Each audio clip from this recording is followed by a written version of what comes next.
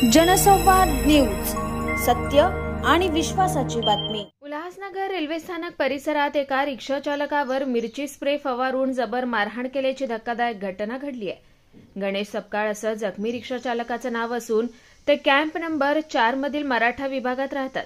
सोमवारी पहाटे ते रेल्वे स्थानकाजवळ रिक्षा रांगेत थांबले असताना अचानक डोळ्यांची आग होऊ लागल्यानं त्यांनी जवळच्या इडली विक्रेत्याकडे चौकशी केली।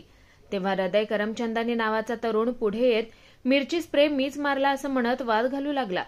काही क्षणातच त्याने सपकाळ यांच्या डोळ्यात मिरची फवारली आणि हातातील स्टील कड्याने डोक्यावर आणि तोंडावर जोरदार मारहाण केली।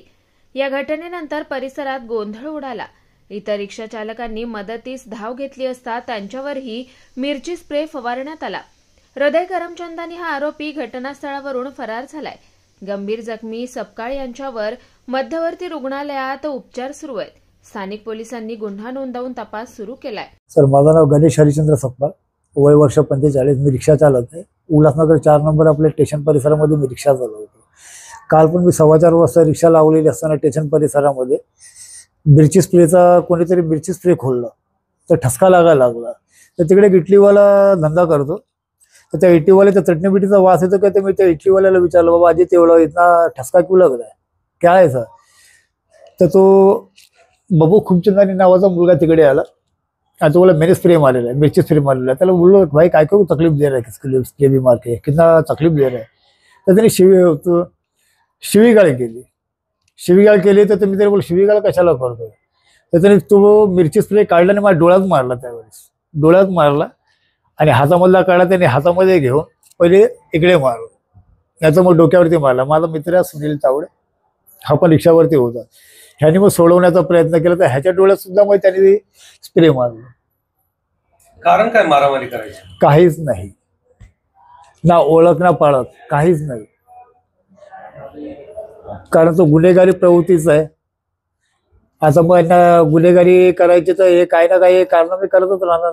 हे समाजकंटक आहे सर, अशा लोकांना आपल्या समाजामध्ये गरजच नाही। कंप्लेंट तुम्ही केली का? हो, पोलीस चौकीला कंप्लेंट केली। क्षीरसागर साहेब आले, त्यांनी स्टेटमेंट वगैरे घेऊन गेले।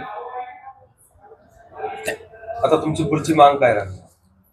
ते सर्वसामान्यांची मांग काय असणार, तेच एक अरेस्ट झाले पाहिजे आणि योग्य ती शिक्षा झाली पाहिजे आणि असा वचक बसला पाहिजे की जेणेकरून यांनी लाईफमध्ये करण्याचा पुढे प्रयत्न नाही केला पाहिजे। एकाला शिक्षा अशी भेटली पाहिजे की ह्याला बघून 10 जण सुधारले पाहिजे।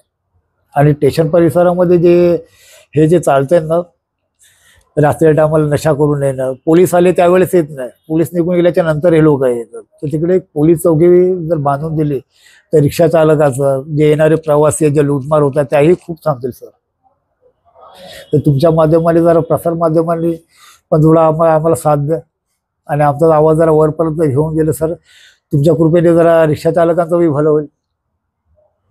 अंबरनाथ पार्लेगांव में खुल चुका है एक ऐसा प्रीमियम रेस्टोरेंट जहां आपको मिलता है डिलीशियस फूड, साथ एक कॉजी इंटीरियर का आनंद। Welcome to Noon to Moon. हर कॉर्नर आपको अपने एक अलग वर्ल्ड में ले जा सकता है। फैमिली मीटअप्स, गैदरिंग्स या अपने special dinner, non veg to veg, इनके मेन्यू में आपको हर तरह के डिलीशियस मिलते रहेंगे। इसके लिए स्पेशल सिंधी डिशेस, जहाँ आपको मिलेगा एक वाइड वेराइटी ऑफ डिशेस, हर एक टेस्ट बर्ड को सॅटिस्फाय कर सके। जनसंवाद न्यूज, सत्य आणि विश्वासाची बातमी। आजच सबस्क्राईब करून बेल आयकॉनला क्लिक करा आणि पहा ताज्या घडामोडींचा अचूक अंदाज आपल्या मोबाईलवर।